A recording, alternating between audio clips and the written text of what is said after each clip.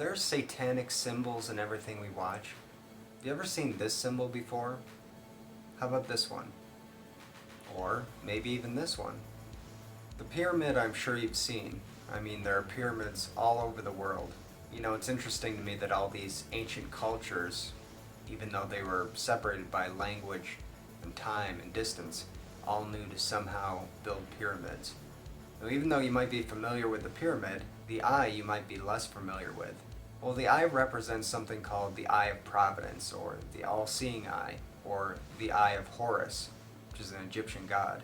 Now, even if you think you're only vaguely familiar with these symbols, I guarantee that you're far more familiar with them than you might realize. You know, myself, along with many others, have documented these symbols hidden throughout all types of media.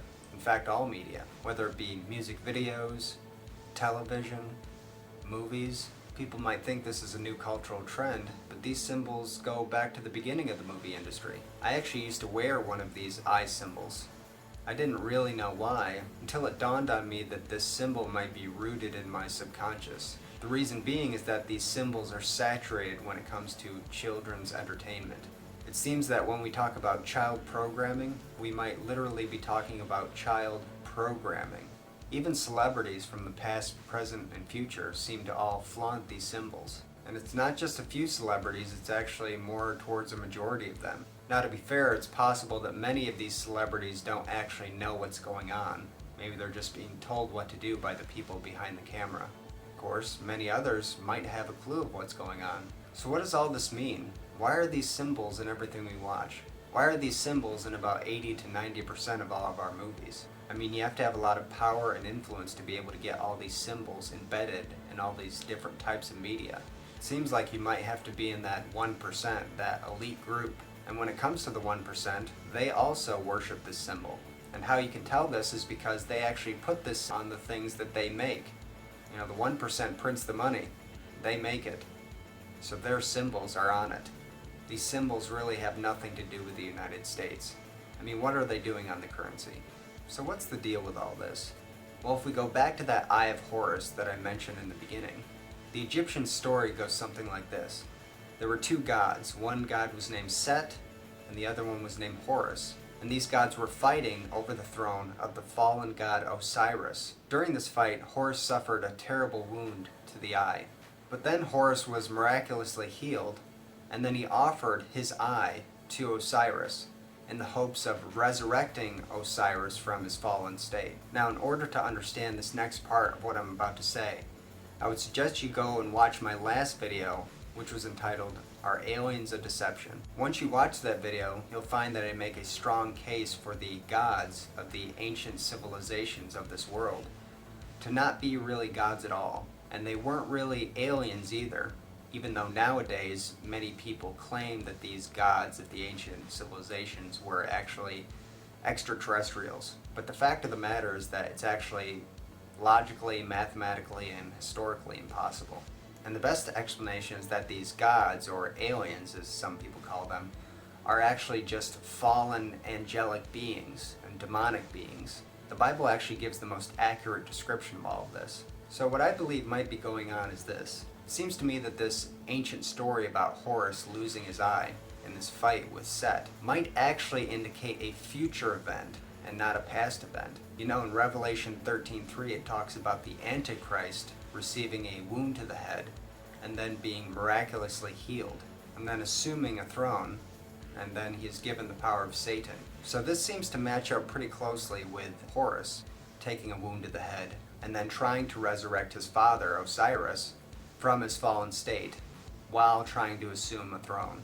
So could it be that this story of the fight between Set and Horus is actually a coming story, a story to be told where possibly what we think are two different alien groups, a bad set of aliens and a good set of aliens, fighting one another, and the head leader of the supposed good aliens conquers but takes a wound to the head, and then everyone in the world rejoices and then follows him and worships him.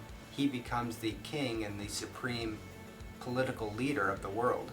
It seems to me if that were to happen, that political power would need symbols. I mean, symbols are in all types of different politics. So if there was to be an antichrist political power someday, and if the Bible story was true, then that antichrist would have symbols. And maybe that's why all these symbols are in all of our different types of media.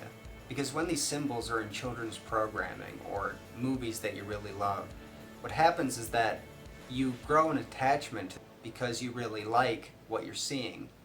So the attachment to the symbol grows even though you're not aware of it. So if an antichrist were to present himself, it would be easier to accept him because of the symbols that he uses. Because they're things that you've seen and enjoyed for years without even knowing it. Now, another side note to this ancient story of Osiris, but did you know that the wife of Osiris actually helps to try to resurrect him? And that wife's name is Isis, and she goes around the world trying to resurrect Osiris. Is it a coincidence that we have this group named Isis trying to make a global takeover? Maybe they're also part of resurrecting Osiris, or Satan, as we might know him. If you have any other doubt that these symbols aren't satanic in nature, then just look at this 1986 movie entitled American Tail, a children's cartoon. At the end of the movie, you see this. Notice the pyramid, the all-seeing eye. Then notice at the top. What do we have there at the top of that pyramid? Seems like some kind of devil.